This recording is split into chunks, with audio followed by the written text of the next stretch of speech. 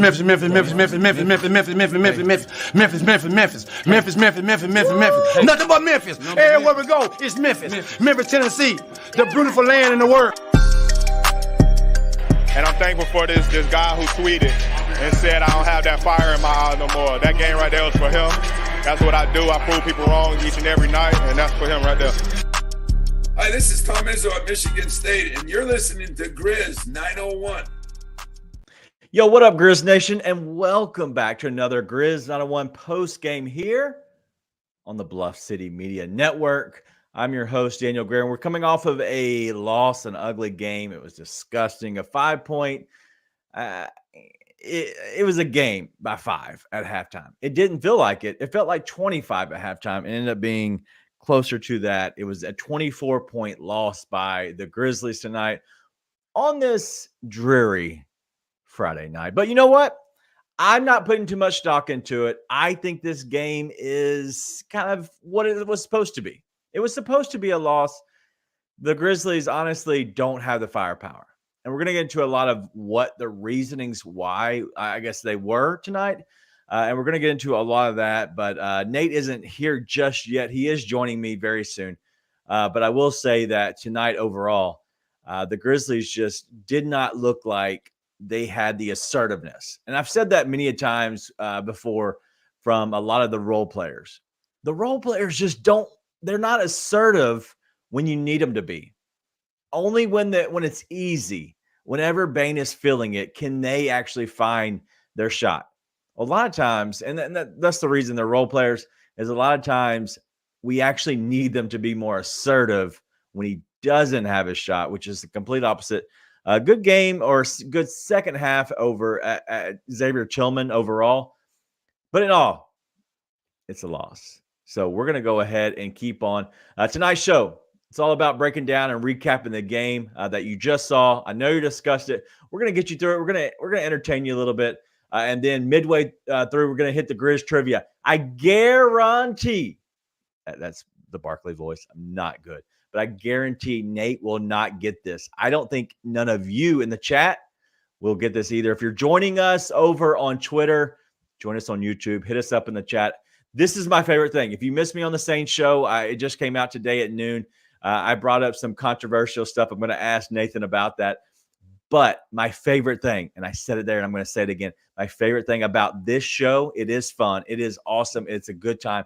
My favorite thing is the chat. So if you're joining us, please hit us up in the chat, because I want this thing to go off the rails if at all possible. But if not, we're going to give you a little bit of the recap. We're going to hit the Grizz trivia. We're going to talk a little bit about the more in-depth of the game, and they're going to preview it on the way out, wrap it in a bow, and send it out. We'll see you Monday. But without further ado, you know what we got to do.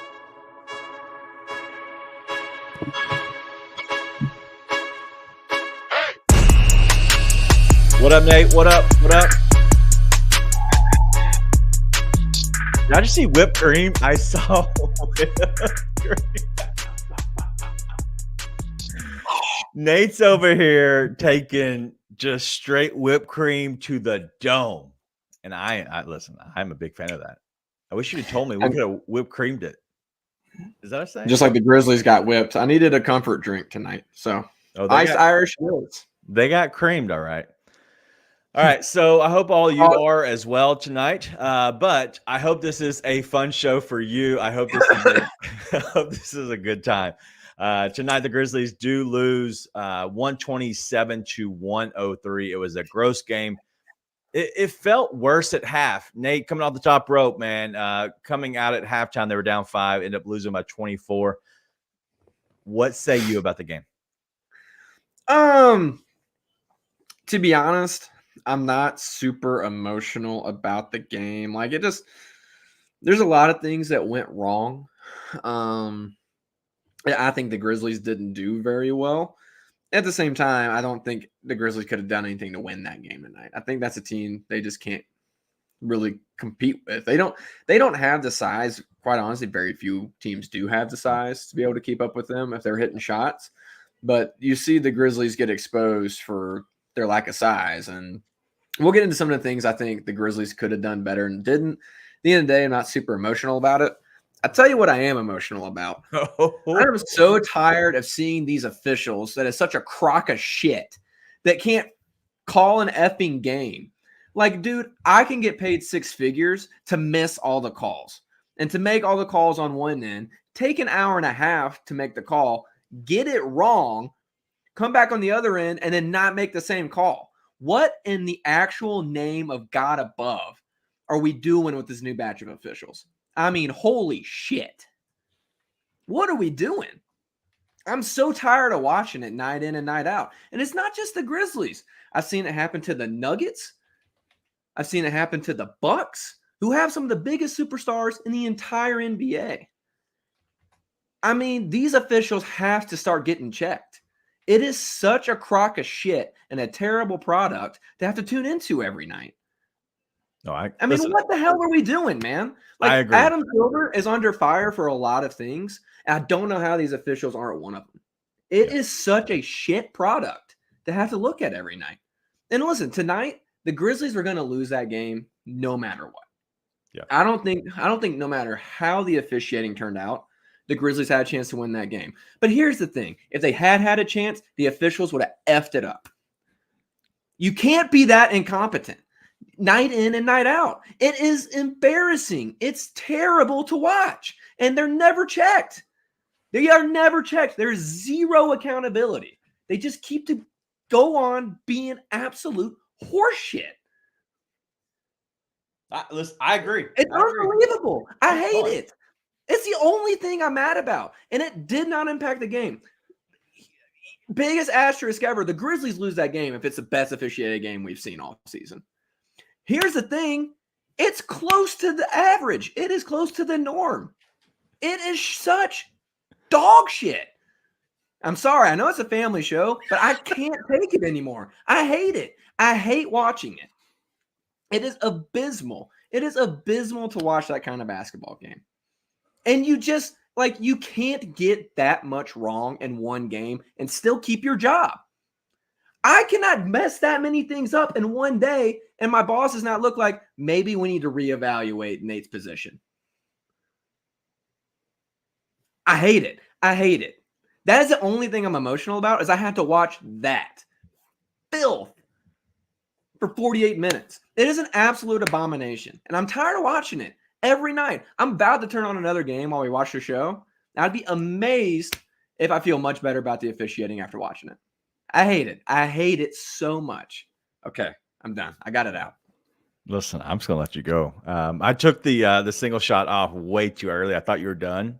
I bad play on my part. I apologize about that. I was trying to give you your moment, but I'm man, so tired of it. I'm impressed. I hope you're impressed with me. I read your mind. The Grizz, 901 player of the game. Pat Frayer and the referee crew. Big shout out to those guys. 40 fouls called tonight. Hey, you guys, I kept Desmond Bane's name up there. I apologize. I guess I completely missed that part. Yeah, my bad.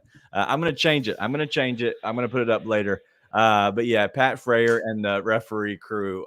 All NBA terrible hair team, by the way. Oh, they had bad officiating. Well, two of them didn't have hair at all. Listen, I try to like stay off of it. I'm always temperamental towards the referees. So every night I have to come on here and check myself a little bit about it. Dude, I can't take it. I can't take it. That is just so terrible to watch. Like, and listen, it's hard. It's hard, man. It's a hard job. Yeah, that's why you get paid six figures to do it. I can go blow it for 48 minutes. Get off my jock with that. Oh, it's a hard job. So you get paid to do it. So do you think that they were really bad tonight, or do you think the Grizzlies were just like actually foul? They were horrible tonight. Okay. Horrible. And it's not necessarily the calls they're making, even though there are bad calls. It's that they don't make it the entire game. Okay. What's impossibly bad? Like, this is what I think despise watching Mark Davis officiate basketball games. But the one thing I give him is that if he screws it up on one end, you bet your bottom dollar he's going to go screw it up on the other end. He's going to make sure he screws it up both ways. What is unfathomably terrible is to screw it up pretty much one way the entire game.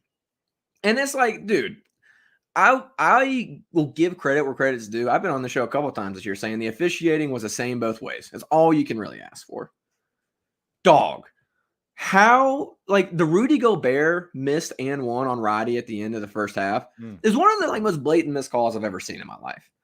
And it was that way almost the entire game. And then they would try to kind of make it up a little bit, like calling it a little ticky-tack thing, and then go right back to what they were doing. It was just unfathomably bad. So, yes, they were terrible. Well, so some of the people in the chat are saying the refs were awful for both teams. What credit would you give that to? They are the Grizzlies #1 player of the game. The 45th call by Pat Frayer and his crew. I know you're more emotional about it than I am, so I'm going to let you go off on this one. But as Dak Jones is saying, they were bad for both teams. Do you agree? They were bad for both teams, but it was like they would be bad for the Timberwolves. All of a sudden they make a bad call for the Timberwolves, and it's like, oh, okay. But the Grizz, they just shafted them. They would shaft them for like stretches. They would go on a run. It'd be like a 6-0 run of terrible calls for the Grizzlies and then a couple bad calls for the Wolves here and there. Yeah. Like, honestly, it's amazing it only ended up being a 7 free throw discrepancy because it didn't feel like that, did it? No, because they were making all the impact calls were against the Grizzlies tonight. And listen, I don't think they meant to. I don't think it's like they had it out for the Grizzlies or anything like that. I think it was just an unfathomably terrible game from the referees, and I'm tired of watching it. I'm tired of watching these guys be bad at their jobs and have no accountability for it. I did hear that they were doing it on purpose. I'm not sure. My source told me that they were doing it on purpose to piss you off, and so I think they did their job. But shout out to Pat Frayer and the crew, the Grizz #1 player of the game. You've obviously are number one in Nate's heart tonight. Number one. I hate it. Listen, they may be awesome people, maybe awesome human beings. There's plenty of awesome human beings who don't have jobs, and maybe that should be them. All right, let's get into it. That's the only thing that I'm emotional about tonight, and I just hate watching it. It's miserable to watch. Yeah, no doubt. Listen, it was a game that it was kind of mucky a little bit, and so that's what I don't love. And so, in the end of the day, those type of games I hate just in general. Okay, it was a 6 foul differential. That's it. It's not a big number. It just felt worse, and so yes, Nate is, and we're both complaining about the referees. I do think that they sucked. But at the end of the day, I do think that it was the type of game that played out. It was so much it was sluggish. It never got going. The Grizzlies couldn't get out. We're going to talk a little bit more about the play. And I want to talk about the role players because I think that you saw Bane kind of go quiet a little bit tonight. And I want to talk a little bit about that. And the size discrepancy of the Minnesota Timberwolves was big. Yeah. And it's always going to be big for most teams, but it was very big tonight against the Grizzlies. They don't have the size to go that. I also want to talk about Jalen Noel. I want to talk about Bismack Biyombo. Okay, there's a lot of questions surrounding this team. I want to get into Bismack and Jalen Noel in the second part. And so stay tuned for that. We're going to hit the Grizz trivia, and then we're going to get into the second part. But another a few more minutes, we're going to talk about, just recapping the game just in general. But overall, they shot 50% from the field. The Grizzlies shot 43. They took 3 more 3-pointers than the Grizzlies. They both hit 15. They were 15-38. Grizzlies were 15-35. If you look at the free throws, like you said, it was a 6-point attempt difference. The big thing on that, they were 24-26. The Grizzlies were 14 of 19. And so that's another big swing. That's not going to get you to the 24 points. I get that. But offensive rebounds, they had 15 and 39 defensive rebounds. The Grizzlies overall, 28 total rebounds. They were out-rebounded 54-28. That's the biggest thing. And so, like I said, I think it's very important to talk about the play of Jalen Noel, but also Bismack Biyombo. I want to talk probably more about Bismack Biyombo because I think it's more important to talk about. But overall, the Grizzlies did not play well. Let's get into a little bit of the stats. I want to try to keep everybody up to date. I want to get through these pretty fastly. Fastly is not a word. Pretty fast. Gobert, 20 rebounds, 16 points. Towns had 24 points. Conley had 19 points. Nickeil Alexander-Walker had 14 points. Torrey Brown Jr., 4 of 6 from deep, 20 points. Naz Reid, another good game, 10 of 9 out of him, 17 points for Shake Milton. The Grizzlies, you're going to get to Jaren, who did not look good. I know that I'm going to tell you that his stats were 21 points. He did have 5 fouls, 2 rebounds, 1 assist. When you are one of the biggest guys, you have to figure out a way to box out. Jaren has not figured that out. Jaren hasn't figured out that when everything is coming easy, he flourishes. It's great. When it gets hard, he cowers. Desmond Bain, 16 points, 2 rebounds and assists. That's just gross. Rose had 6 points, 7 assists. Biyombo, dude, is doing nothing. 2 points, 3 rebounds, 2 assists, 4 fouls. It was great. Xavier Tillman, good second half, 12 points overall. Aldama had 9 points, 10 rebounds, 6 assists. I know he didn't play amazing. Maybe his shooting has been, a little lackluster, and I agree, but he's doing other things. So there's people that are out there tweeting, and I see it, that we need to talk about Santi. Listen, let's just be honest. Sometimes you don't have it, and I get that, but you have 10 rebounds and 6 assists. You're doing something. So, hey. The truth is, this is just not one of those teams you need to talk about anybody on the Grizzlies for. Like, listen, I thought Taylor didn't coach very well tonight. I thought most of the Grizzlies players didn't play very well tonight. Yeah. It doesn't that's the kind of team that's just going to expose what they don't have right now, which is size and true rotation. Like, they have rotation NBA players, but the real pieces to build a starting NBA roster, right? They just don't have the size. And they are bigger than pretty much every other team in the NBA. Yeah. But the Grizzlies are a small team, and they just don't have it, right? Without Steven Adams, especially, they don't have the size to keep up with a team like that. I agree. It just doesn't exist, right? Well, so it's a bit of a nightmare, but even Biz is still able to do things for the Grizzlies, even though it's rough tonight. Listen, he still is able to set screens. It's not great. I'm not saying he's doing amazing things, but his size does help Jaren. Just having somebody else who's big. On nights like tonight, it's not going to matter. If you're going up against Jokic, if you're going to go up against AD, Cat, Rudy, any of those guys who are true bigs, it's not going to matter. But in general, he's still going to be able to contribute. I thought tonight, I thought it was clear in the first 2 minutes Biz should be out. That's what frustrated me with Taylor the most tonight. I was first time in a while, I'm like, dude, your rotations are so off. Biz does not need to play. X needs to be in there because how do you take Bismack Biyombo out if he is one of your other big guys? You have Twin Towers in there. He's not big enough to keep up with that. They're already putting him on Cat. You put X in there on Cat. Okay, who was already horrible in the first half. Doesn't matter, Daniel. He still will go out. No, he will go out to the 3-point line with Cat, and then you just have to deal with it from there. But Biz, he couldn't go out to the 3-point line. He's getting cooked if they're in the paint. At least X is going to be able to go out to the perimeter, right? But also, Roddy was clearly playing well tonight, and I felt like I didn't see him for 15 straight minutes. Now, I don't know what his final numbers ended at, but he was at about 20 minutes after the game got out of hand. I'm like, what happened to Roddy? He was one of the only guys that was actually doing something out there tonight. And again, he scored early and then went super quiet.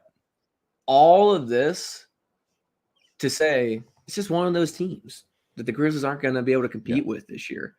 Even with Ja back, which would help, you don't have the size to match up with that. You just don't. Jaren has to grow so many levels in one season for you to keep up with teams like that.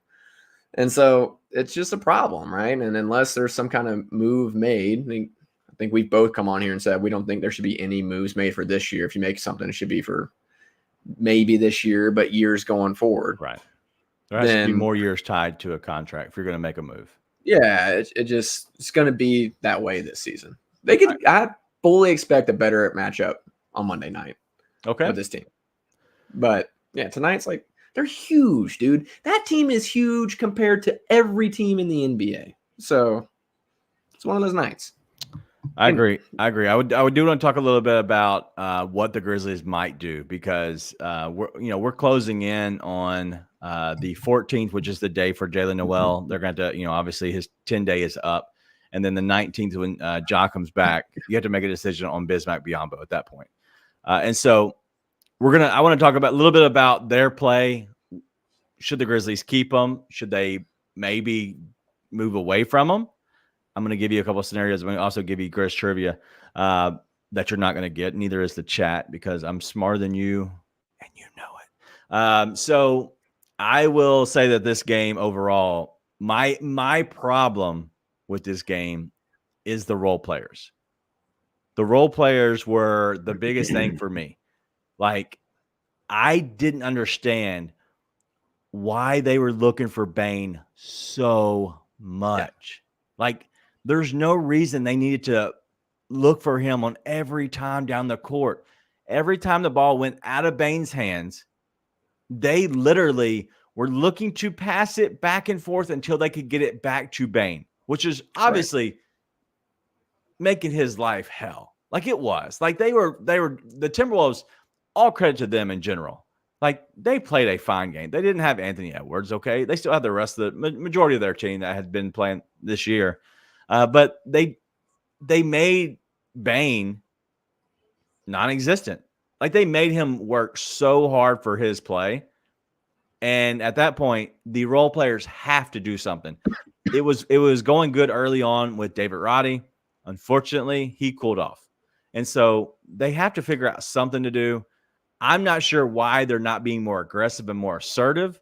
I think that's the biggest negative on the night for me overall. Like, if I had to say there's one thing that pissed me off, is the fact that the bench, you have a chance to go against guys who aren't that great. And I know that they want to get to the front of the rim and Rudy's there. But if you go into their chest more, you're going to get more foul calls. But our guys are either too scared or they just want to stay out and maybe work into getting Bane the ball back again. That's not what we want. We need to go ahead and be more assertive. The role players have to be more aggressive, and they have to figure out a way to make things happen without having Bane to do it. That's the biggest thing for me. Yeah, I just didn't think the Grizzlies did a good job of much of anything tonight. Yeah. Like I was disappointed in Taylor's coaching from that perspective, and that Bane had so much gravity tonight that they didn't work to get anything else open without him. Because if they worked to get stuff going without him having to be involved, like, just use that attention and then get some kind of drives to the lane or something, and use the attention, because they're giving Jaren a lot of attention too, right? And they didn't do a good job of that at all tonight. And then if you do that, though, it opens up things for Bane, and it opens up things for Jaren. Now, again, I just don't think there's much the Grizzlies are going to be able to do about that team this year with their size situation, right? They're just the two bigs they need to compete with that type of team are both out for the season with leg injuries. For sure. I mean, that's part of what's going to happen with that. But I all that to say, I don't think they made the most of the potential they do have, right, to work with what they had tonight. But that Timberwolves seems really good, man. Really good. I'm not mad about much outside of the officials tonight. I just hated watching it. Yeah. And even with the officiating, that team just beat the Grizzlies. Just did. Yeah, my issue is the growth just in general from the role players, just being more startup. That's my biggest thing. We're going to get into a little bit of this right here from Dak Daniels. You have to get a big somehow if there is some kind of move to be made. So if you do move off Biz, you got to somehow find a way to get a big. I think we're all in agreement there. And so I think that's the biggest thing. And we're going to talk about that much more in the second the second segment for sure. But we do have to figure out a way to keep some kind of a big, because right now what they have, it is not going to work. Xavier Tillman at the 5 is not going to work. And so who knows? Yeah. All right. So I do have Grizz trivia coming up. So make sure you stay tuned. We're going to take a small break, 1 minute. Stay tuned. We'll be right back. Yeah, because Zach Randolph went into the Blazers organization that had some characters. Underline the word characters, Right. okay? He's coming from Michigan State. He's from Marion, Indiana. And then you go to Portland, Oregon, which it's an entirely different culture, entirely different demographic. He had people around him who were guys from Marion. Hey, you owe us. Anthony, one of the key memories of my time here in Memphis off the court, I did a Read to Achieve event with Zach Randolph. And the kid who read the most books, his prize was to get to interview Zach Randolph. And the young man, first question to Zach is, what's the hardest thing for a black athlete to learn? And Zach did not give him any, like BS fluff answer. He said, a lot of times the people who say they're your friends, they're not your friends. And you have to pick the people around you very, very wisely. Tune in to The Anthony Sane Show, Wednesdays and Fridays at 12 p.m. weekly on the Bluff City Media YouTube channel. All right, let's get into the Grizz trivia real quick. I do have a fun thing. I just looked at my notes. I made it in the very beginning of the game. I forgot about it. I'm going to ask you your three in the chat. I want you to. Your three most hated players in the NBA. We're going to get to that right after we get to the Grizz trivia. The Grizz trivia and chat, feel free to answer along. Nate, close the chat. You don't need it. I believe in you. The answer is not Steve Francis. Who is the only player to be selected in the first round of the NBA draft straight out of high school by the Grizzlies? Is this Vancouver? This is not Vancouver. This is actually in the year of 2003. Oh, when I was but a wee boy. This was early days of the Grizzlies. Chat, does anybody know this answer? Straight the out only of high school player the Grizzlies have ever drafted. I'm not even. I have no idea. All right. Does anybody want to take a guess at it in the chat before we move along? What I will tell you that it was the 27th overall pick. He was traded the exact same night as he was drafted. So he never became a Grizzly. Kobe Bryant. They did draft him along. They drafted him and they traded the night they had a trade where they left or sent out Marcus Banks as well, along with their 27th overall pick to bring back Troy Bell, the 16th overall pick, and Dante Jones Aduki, the 20th overall pick. They were both selected in the same draft night trade.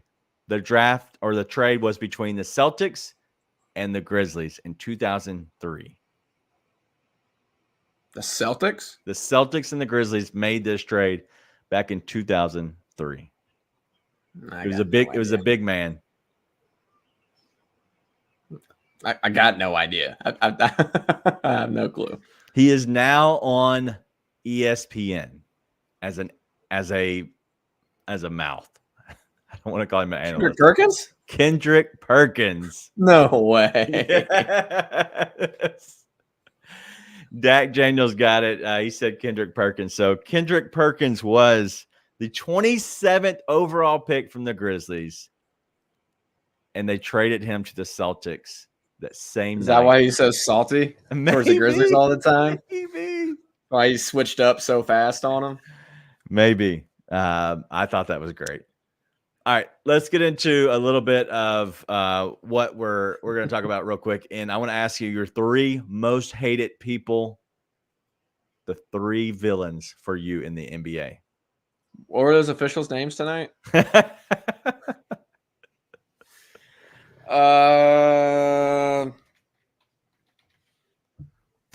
I mean, there is respect there, but Klay Thompson is easily top of that list. Like, just an unlikable guy. Just a genuinely unlikable person. Like, him going after that reporter the other night, I guess that was, a week ago, maybe? Yeah. It's like the guy just asked him a question, he goes, trying to give me, it's like, he never said that. Like, yeah, you must think you might need to be benched, but he didn't say that. He was Yusuf Nurkic is such an unlikable guy, dude. I like that dude. I don't understand. Like it just seems to always be angry at someone. He's never committed a foul in his entire career. He seems to always be trying to start something with somebody too. Yeah. And it's like one of those where it's like some guys are always trying to start stuff, like Pat Bev, always trying to start stuff. But I'm never mad at Pat Bev about it as long as he doesn't hurt somebody. Yeah. But it's like something about Nurkic is like, dude, just stop that. Who else? Are these personal ones of you, or do you think that they're NBA, like across the NBA, like these are like some hated people? I think if you eliminated the Warriors, most of the NBA would say Klay is unlikable. Okay. Most NBA fans would say Klay is unlikable. Is it because he got the money? Trying to pick, huh? Is it because he got the money and the fame, the championships, and now he thinks his ish doesn't stink? I don't know. It's like I think he got super butthurt when somebody said he wasn't the same after his injury, and since then he's just been like, because he didn't used to be that way at all, right? But now he's like a total dick. Yeah, so absolutely. Really it has to be that. Coming back from the injury has not been good for him. Yeah, it's like, and he played really well since the injury at his points, but he's just like mad all the time. No, he's not. He's not played well. Just I don't want to say Draymond because I do think Draymond's super unlikable, but personally, like there's parts of me that think he's hilarious and loves it sometimes. But like I don't want to say like Chris Paul either, even though I think Chris Paul is unlikable because personally I don't find him that unlikable. I say I still don't like him, but like I'm not like a lot of people are not liking him. Right. Let me give you mine. See if it jogs. Yeah, give me yours while I think about the third, because I don't want to just go with the typical NBA scapegoats. Let me look at teams too. All right, so let me give you my three that I probably personally get annoyed by the most, and that's what I'm going to classify these. These three NBA villains are three guys that when I see them play, I'm just annoyed. And when I hear their post-game press conferences, a.k.a. Klay's talk, I just hate it. First one's going to be Klay Thompson. He just annoys me right now. I don't get it, so we're going to agree on that one. The two that you have not mentioned, the reason this whole conversation has come up is tonight. Rudy Gobert and Karl Anthony Towns. I just don't like them. Like, there's something about them.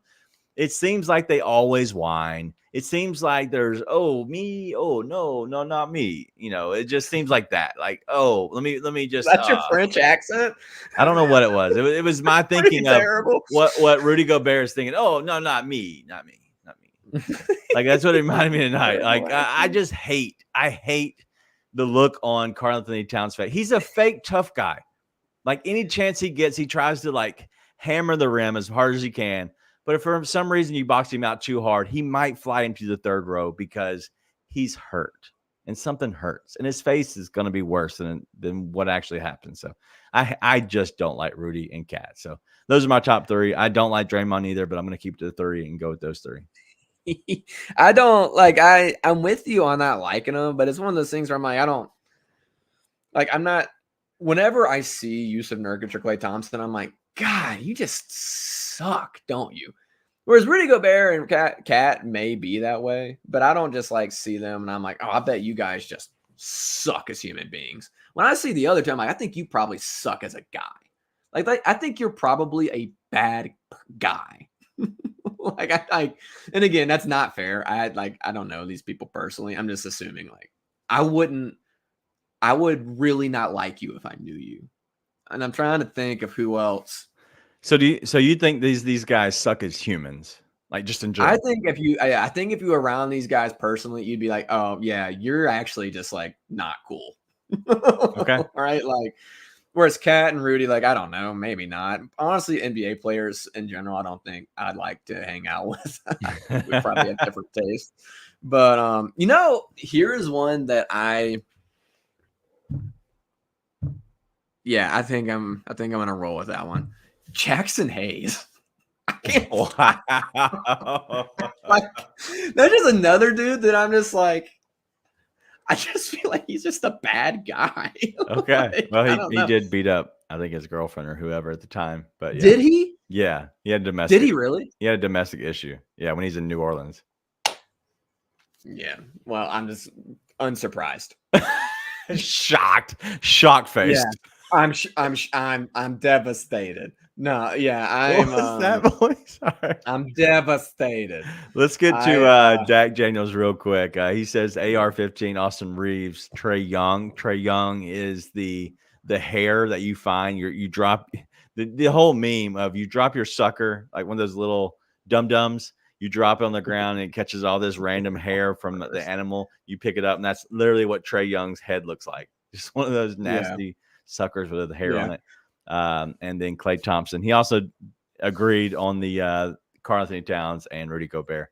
I think that those guys are definitely hated. So Jackson Hayes, that is like, I don't feel like he is like known enough for a lot of people to not like him, but I just imagine he's just a turd.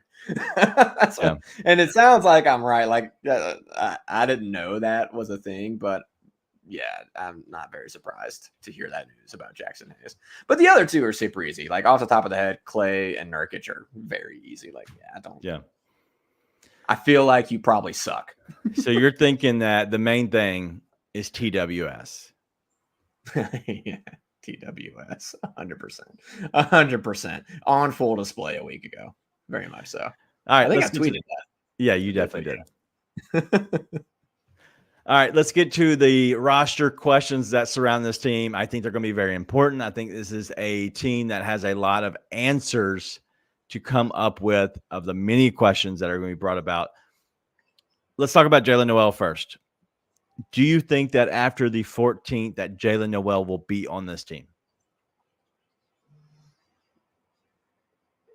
Has he done enough to prove that, hey, we need to either cut and eat money or find a way to make a trade to make a spot for him, just to give him a contract for whatever, if it's a year, 2 years, 3 years?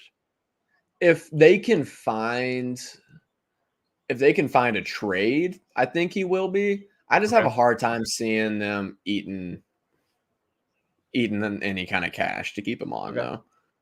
Because it's not just Ja, right? It's Smart and Kennard coming back. I think we both said Vince Williams should be the priority out of those two. Yeah. And so at the end of the day, it's like those minutes are just quickly disappearing once you get healthy, right? And if you don't get healthy, do you really want to eat a bunch of dead cash to keep your guy? Right. Maybe if you sign him to a multi-year deal or something. So I want them to. Let me ask you some quick questions then. All right, back and forth. So if they can make a trade to open a completely open roster spot that doesn't cost money, you're all in favor of them keeping Jaylen Noel? Yes, of course. Okay. If for some reason they have to cut Kenny Lofton Jr., are you okay with a 1-for-1 swap? They eat the money this year, which is, I think, at $2 million, maybe $1 million. Are you okay with them cutting Kenny to make the spot for Jaylen Noel, knowing you still have to make a decision on Bismack Biyombo? Yeah, I am. Which would you pick if you had to pick? If we're picking teams here, all right, and you are the Grizzlies, this is your team. You have one spot. You're going to cut Kenny Lofton Jr. You have the choice between keeping Jaylen Noel or Bismack Biyombo. Which guy are you keeping?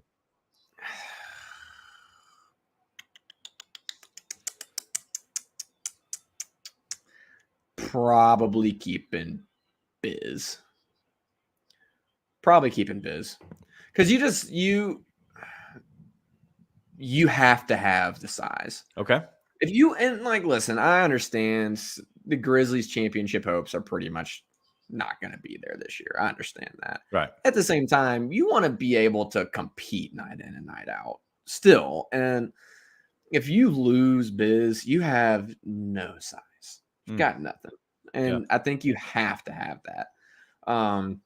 Whereas Noel, it's like he's good. He's better than a lot of these guys that are still going to have technically roster spots, even if they're two ways. But like those minutes, you have guys that can go fill in those minutes right now, and you're not as big of a drop off as you go from like an X to Biz on most nights, right? So I'd say Biz. All right, if you had to give me 2 guys that you're getting off this roster, you're making a trade, you're not having to eat any money, who are the 2 guys? Kenneth Longitude, Jake Laravia. All right, I like it.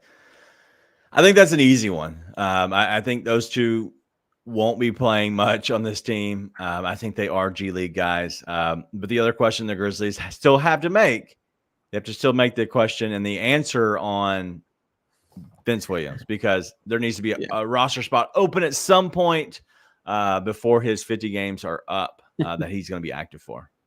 To be clear, I would flip it in order of who I'd rather get rid of Jake Laravia first. All right.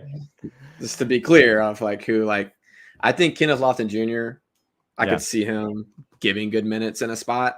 Okay. I don't want to see Jake Laravia. I don't want to see it. He could pull a Santi Aldama and just complete rabbit out of the hat, turn into something awesome, but I have my doubts. Yeah, no, I agree. All right, that's all the roster questions that I have. Do you have any more with the roster just in general? Because I think we talked a little bit about it earlier. I just think, I hit on the assertiveness, and it just looked like they were down. Sometimes that happens with games, but I will say that, the Grizzlies have to find a way that they get to make it work somehow, some way with these role players. When you don't have it with Bane, I think you have to figure out a way. All right, so real quick, Dak Daniels has something real quick. He says, can we cut a 2-way and sign Noel to a 2-way? No, you cannot. And then convert whenever we can make a consolidation trade. No, you can't. So you can't sign somebody from a NBA contract to a 2-way. I believe they have to actually clear waivers. I don't know if you can be the first team once you do their 2-way. I think they actually have to go to an NBA contract. I don't believe you can have them for 10 days and then go to an NBA contract. I'm sorry, to a 2-way contract. They have to go to an NBA contract, I believe. But either way, I wouldn't expect that Jalen Noel would go to a 2 and sign for a 2-way. And that honestly kind of hurts them in general. And for the Grizzlies, like, it gets them by for a few more games, but realistically, he can't play in the playoffs. I don't know what the active number would be since he's already played for you on 10 days. So either way, I don't think that's possible. What's up? Another 10-day. Nope, I have a roster question, actually. Yep. Is Zaire cooked? Is that done? Is that over? I think he's cooked. Because I thought tonight was a night like you could have used Zaire. If you're going to use him, I was like, why not tonight? They are so much bigger than you. Oh, 100%. So much longer than you. The fact that they're not using him, it just shows me that if you can make a trade with anybody that's not playing right now who is available, plus if you have, Jake Laravia, Zaire, Kenny, Jake are all available anytime you want. Make a trade, whatever you want to do. 2 of the 3 do have dead money for next year, so you don't want to hurt yourself going, because you have Bane's contract kicks in next year. You need all the space you can. This year, it's not as big of a deal, but you have to figure out a way to make it happen. I just think at this point, Zaire not playing, and they're putting Conchar, he played fine, but they're going with a Conchar over a Zaire. That should show you a little bit that, hey, he's not long for this team, in my opinion. So I think there will be some moves, but all right. That's all we got real quick. I'm going to go ahead and get to the second break, and then we're going to come back and do the quick breakdown of the Mavs. We've already seen them. We already know what they're about. Let's go ahead and hit the quick breakdown right now. People have this thing like, oh, I'm keeping the receipts, and I'm going to remember who said this. We wasn't lying. Well, I get so that's one. I've reached a point where, like, anything you say on Twitter, I can ignore it. Right. Like, I'm not promising you I'll never pop back at somebody. Sometimes I do.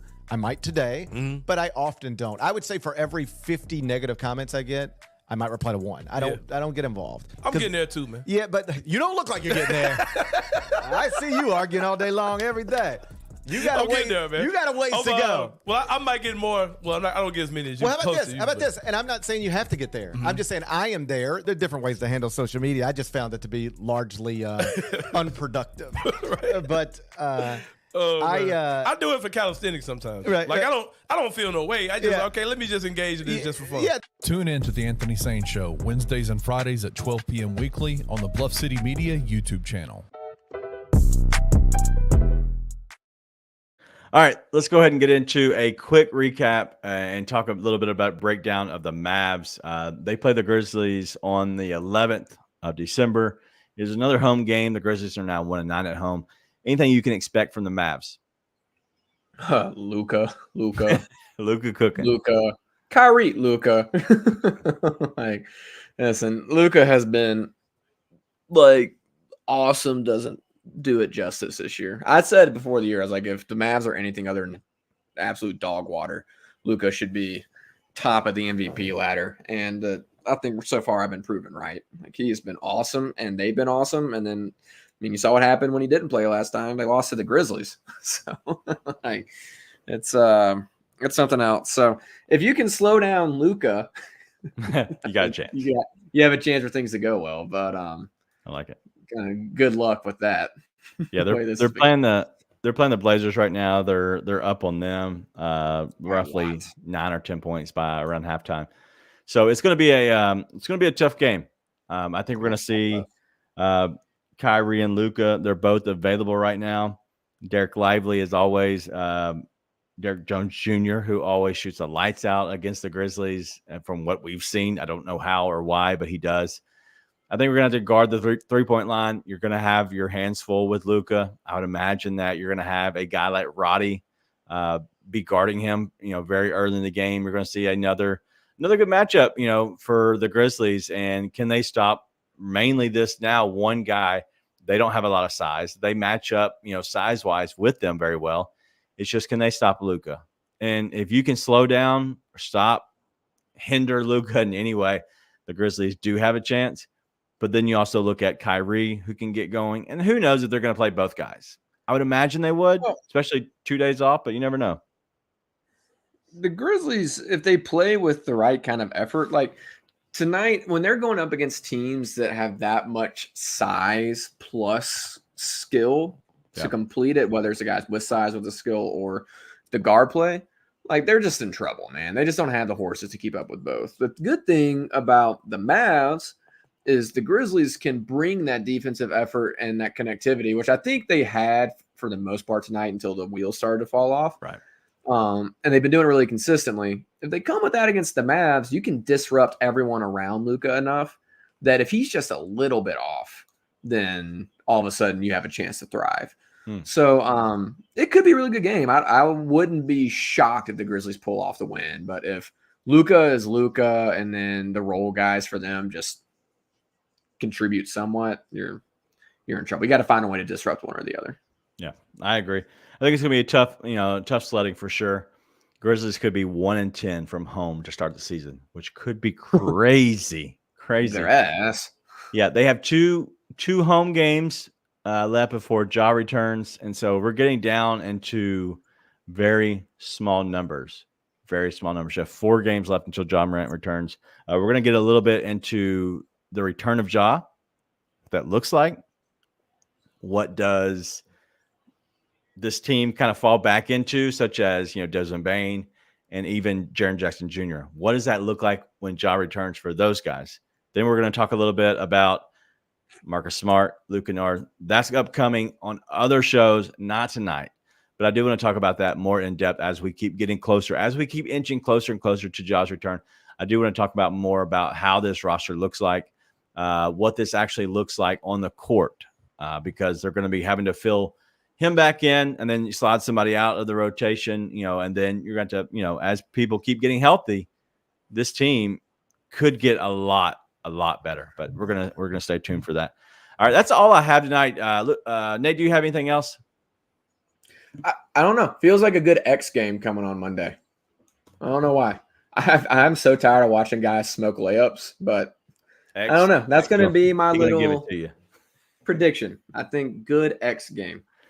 Monday night. We'll see how that goes. He needs something to happen. Even though he did play really good in the second half, but he does gotta remember how to lay up. Yeah, that's it. They're just. Can you teach me to football? Can you teach me to lay up?